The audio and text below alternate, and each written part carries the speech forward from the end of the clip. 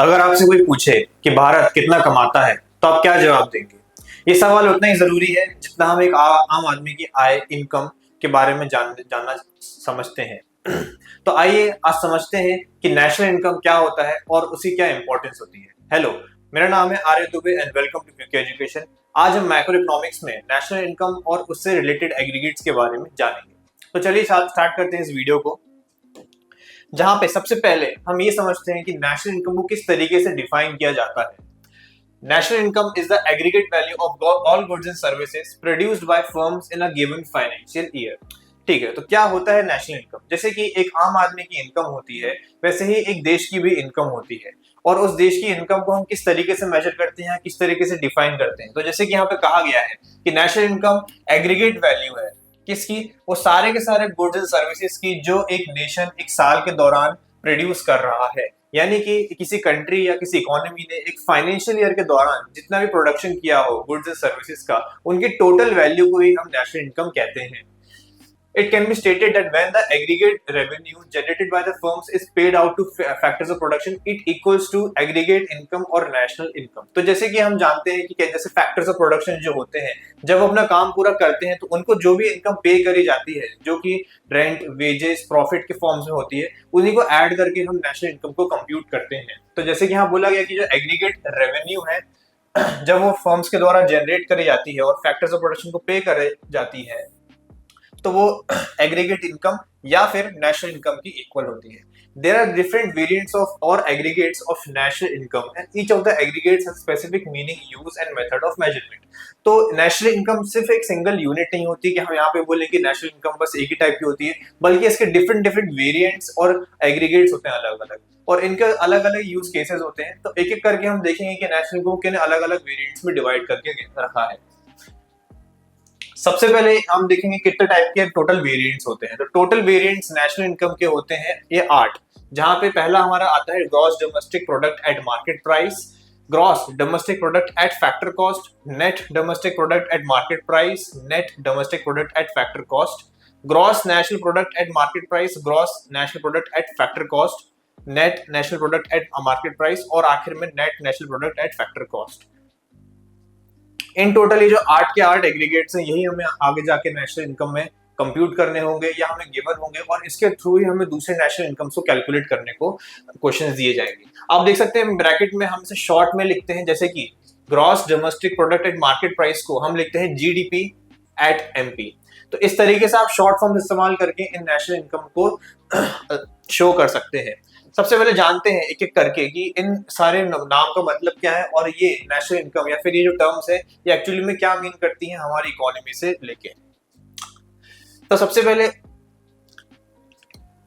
हम देखेंगे basic aggregates of national income. A number of goods and services are produced in a year by different production units within an economy. It is not possible to add those goods and services in terms of their quantity, therefore these are added in terms of money। तो आप देखें कि जो एक economy है उसमें number of goods and services जो है प्रोड्यूस किए जाते हैं। अगर आप इमेजिन करें कि इंडिया की इकोनॉमी एक साल में कितने टाइप के गुड्स एंड सर्विसेज प्रोड्यूस करती है, तो वहां पे आप देखेंगे काफी ज्यादा नंबर ऑफ पॉसिबिलिटीज आ जाएंगी, और उसको एक बार में कॉम्प्रिहेंड करना काफी ज्यादा मुश्किल हो जाता है। वो भी अलग अलग प्रोडक्शन यूनिट्स के द्वारा वो, और पॉसिबल नहीं होता कि सारे के सारे गुड्स सर्विसेज को हम ऐड कर दें और एक सिंगल क्वांटिटी में उसे कर दें। इसलिए यहाँ पे हम 8 अलग अलग एग्रीगेट्स का इस्तेमाल करते हैं, जहां पे हम अलग अलग टाइप की जो नेशनल इनकम है उनको कैलकुलेट करते हैं।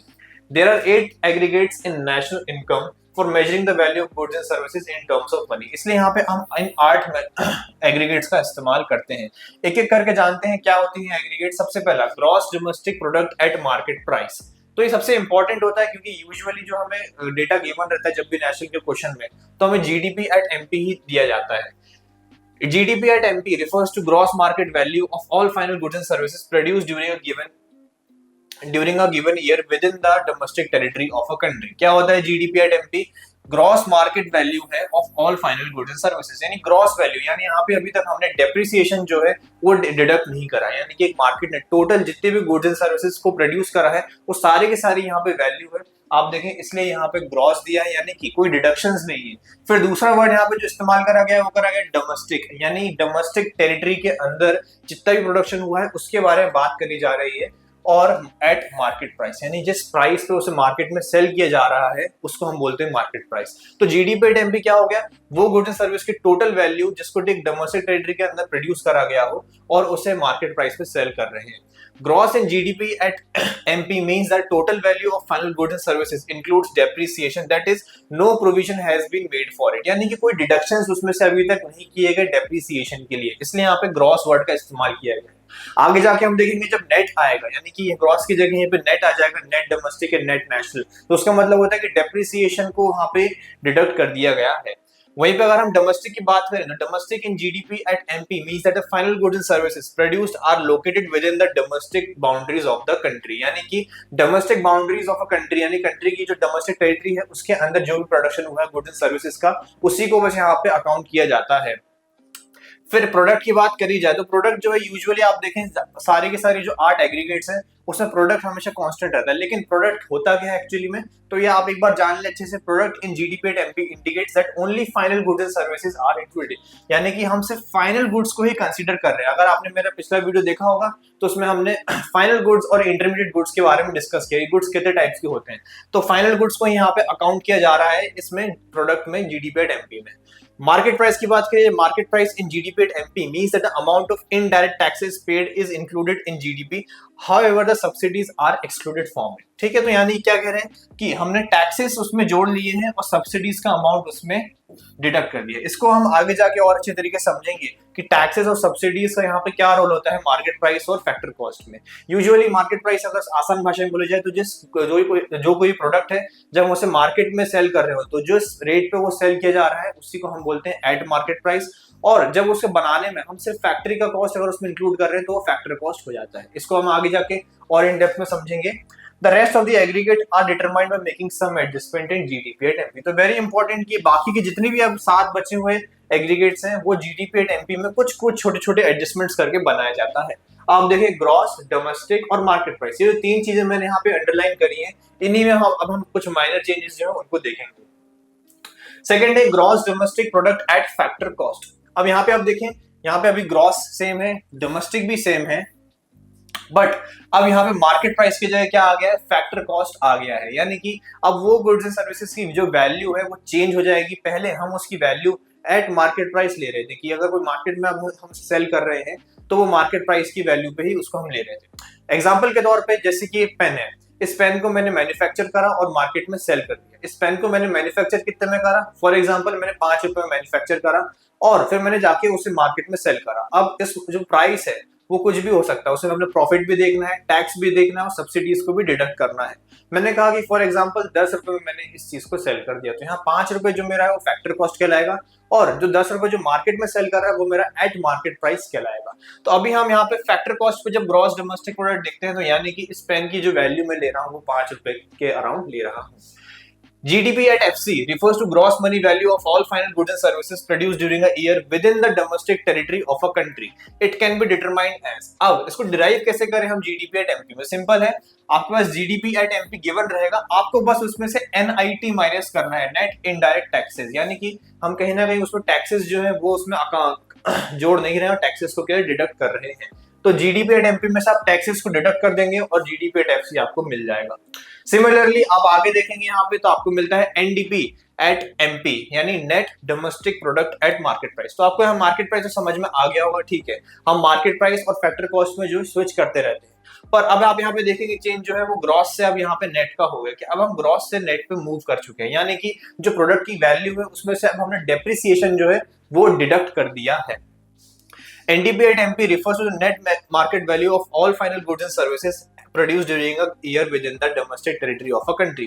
It can be determined as। अब NDP at MP कैसे निकाला जाए GDP at MP से, सिंपल है, आपको सिर्फ और सिर्फ ग्रॉस से नेट पे जाना है, बाकी सारी की सारी चीजें यहाँ पे सेम रहेंगी। तो उसका फॉर्मूला हो जाएगा GDP at MP माइनस, आप क्या करेंगे डेप्रिसिएशन डिडक्ट कर देंगे, ग्रॉस में से जब डेप्रिसिएशन जाएगा तो आपको क्या मिलेगा, नेट वैल्यू मिलेगी।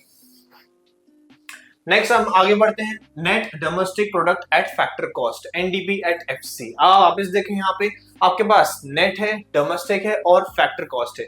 कैसे ऐसे डिराइव करें GDP एट MP से, तो GDP एट MP में से पहले आपको ग्रॉस से नेट पे जाना है तो आप डेप्रिसिएशन माइनस करेंगे, और मार्केट प्राइस से आपको फैक्टर कॉस्ट पे आया तो एनआईटी माइनस करेंगे। यानी कि यहाँ पे एनआईटी और डेप्रिसिएशन दोनों को डिडक्ट करने पे आपको एनडीपी एट एफसी मिल जाएगा।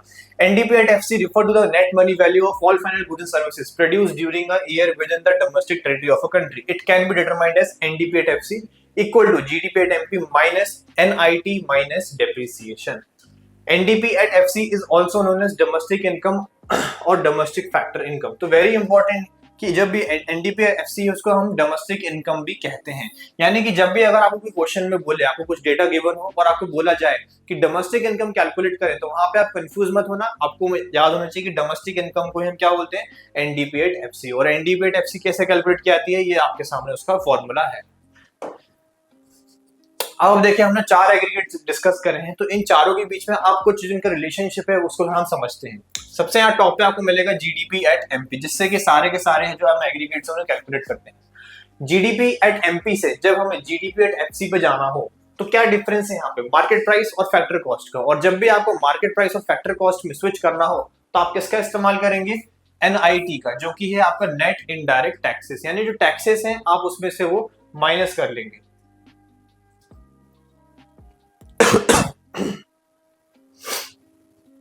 बिकॉज मार्केट प्राइस पे जो भी हम गुड सेल करते हैं वो उसको हम टैक्स इंक्लूड करके सेल करते हैं, और हमें अगर उसी को फैक्टर कॉस्ट की वैल्यू शो करनी है तो हमें एनआईटी यानी कि नेट इनडायरेक्ट टैक्सेस को डिडक्ट करना होगा।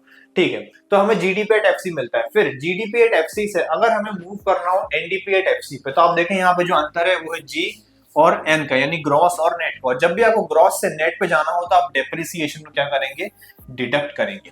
और वहीं पे अगर मुझे एनडीपी एट एफसी से एनडीपी एट एमपी पे जाना हो तो आप क्या डिफरेंस यहाँ पे देख सकते हैं, वापस से फैक्टर कॉस्ट आ गया। अब फैक्टर कॉस्ट से हमें वापस से मार्केट प्राइस पे जाना है, तो आप कैसे करेंगे इसे, फैक्टर कॉस्ट यानी कि इसमें अभी कोई टैक्स इंक्लूडेड नहीं है, तो आप सिंपल टैक्स जो है इसमें ऐड कर देंगे, उस एनआईटी ऐड करते आपको क्या मिल जाएगा, market price.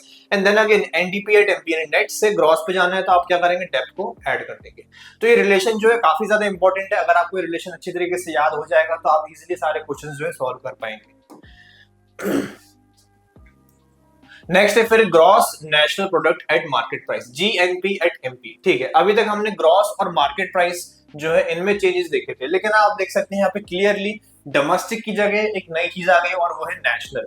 Gross GNP at MP refer to the gross market value of all final goods and services produced during a year by the normal resident of a country. यानी कि वो सारे के सारे फाइनल गुड्स एंड सर्विसेज की value जो एक साल के दौरान प्रोड्यूस किए जा रहे हैं किसी भी उस कंट्री के नॉर्मल रेसिडेंट पे। अब यहाँ पे मैटर नहीं करता है कि वो डोमेस्टिक टेरिटरी के अंदर थे या बाहर थे, क्योंकि यहाँ पे जब वर्ड आ गया नेशनल तो यानी कि अब डोमेस्टिक टेरिटरी के बाहर वाली जो गुड्स की वैल्यूज है उनको भी इंक्लूड किया जाएगा। इसलिए यहाँ पे हम एक चीज इस्तेमाल करते हैं और उसको हम बोलते हैं net factor income from abroad, यानी अब्रॉड से भी जो एडिशनल इनकम आई है हम उसको इसमें ऐड कर देंगे।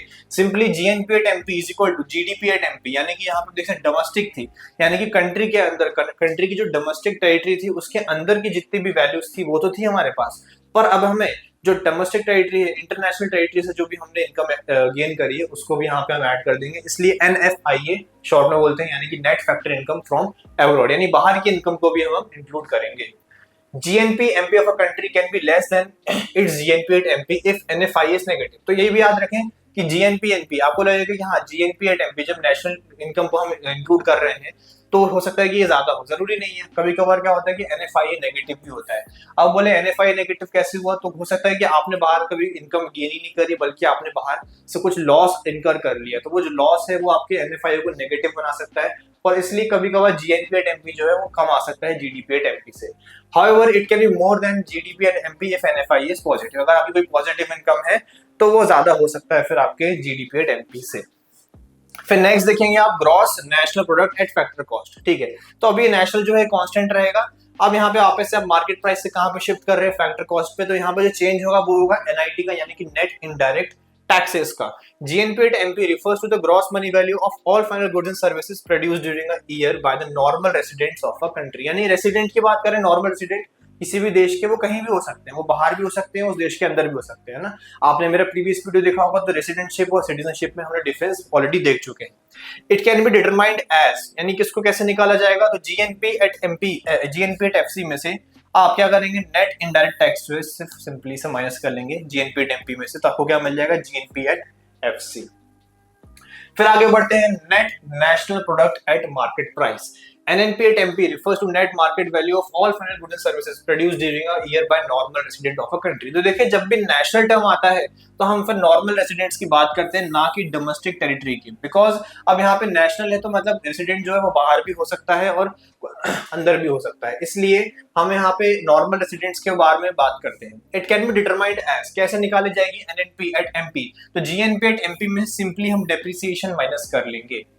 और लास्ट में आपका आता है net national product at factor cost, जो कि काफी ज्यादा इंपॉर्टेंट है, सबसे ज्यादा आपको मोस्टली यही कैलकुलेट करने को आएगा। इसी को हम दूसरे उसमें वर्डिंग में नेशनल इनकम भी कहते हैं। यानी कि अगर कोई क्वेश्चन आपको कहे कि नेशनल इनकम कैलकुलेट करें, तो आप स्पेसिफिकली क्या कैलकुलेट करेंगे, आप कैलकुलेट करेंगे net national product at factor cost.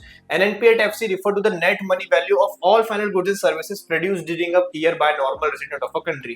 It can be determined as, कैसे डिटरमाइन किया जाएगा NNP at FC को, तो आपके पास अगर GNP at MP गिवन है तो आप उसमें से माइनस करेंगे NIT, बिकॉज यहाँ पे फैक्टर कॉस्ट पे है तो आप मार्केट प्राइस से फैक्टर कॉस्ट की वैल्यू पे जाएंगे, तो NIT माइनस करेंगे और डिडक्ट करेंगे उसमें से क्या, डेप्रिसिएशन, जिससे आप ग्रॉस से नेशनल पर जा सकें।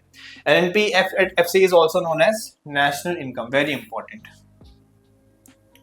तो आप देखें आप यहाँ पे इन चारों के बीच में किस तरीके का रिलेशनशिप जो है वो एग्जिस्ट करता है। आपके पास गिवन है GNP at MP, अगर आपको GNP at MP से जाना है, अगर आपको GNP at MP से जाना है GNP at MP से जाना है GNP at FC पे, तो आप क्या करेंगे, आप NIT यानी नेट इनडायरेक्ट टैक्सेस जो है उनको डिडक्ट कर लेंगे, माइनस कर लेंगे। मार्केट प्राइस से आप कहाँ जा रहे हैं, फैक्टर कॉस्ट की ओर। और फिर आप यहाँ पे देखें GNP at FC से हम मूव करेंगे NNP at FC पे। क्या डिफरेंट है, G डिफरेंट है, यहाँ पे ग्रॉस से आप कहाँ पे जा रहे हैं, नेट पे, और जिस चीज का डिफरेंस है वो क्या है, डेप्रिसिएशन। डेप्रिसिएशन यहाँ पे वो डिफरेंस क्रिएट करता है। तो आपको जब भी कोई चीज कैलकुलेट करने को दी जाए और अगर आपको कोई इनमें से एक भी एग्रीगेट गिवन हो, तो आपको ये देखना है कि उनमें क्या डिफरेंट है। अब देखें यहाँ पे NNP at FC से फिर आपको कैलकुलेट करना हो अगर NNP at MP, क्या डिफरेंट है, यहाँ मार्केट प्राइस और यहाँ पे फैक्टर कॉस्ट, कैसे दोनों अलग होंगे, ये होंगे NIT से यानी कि आपके नेट इनडायरेक्ट टैक्स से। एंड फाइनली जब आपको NNP at FC से GNP at MP पे जाना हो तो क्या अलग है, यहाँ पे आप देखिए यहाँ पे ग्रॉस और यहाँ पे नेट, तो क्या डिफरेंस रहेगा, आप डेप्रिसिएशन को यहाँ पे ऐड कर लेंगे। नेशनल इनकम सिर्फ एक डेटा नहीं है, बल्कि वो देश की ग्रोथ को इंडिकेट करता है। आप यहाँ पे एक तरह से एक साइंस सीख रहे हैं जहाँ पे आप देश की जो नेशनल इनकम है उसे कैलकुलेट करने जा रहे हैं। आई होप आपको ये वीडियो समझ में आया हो, और अगर आप इन्हीं लेक्चर्स को और इन डेप्थ चाहते हैं तो आज ही डाउनलोड करें फ्यूको एजुकेशन ऐप को। And also don't forget to like, share and subscribe. Thank you.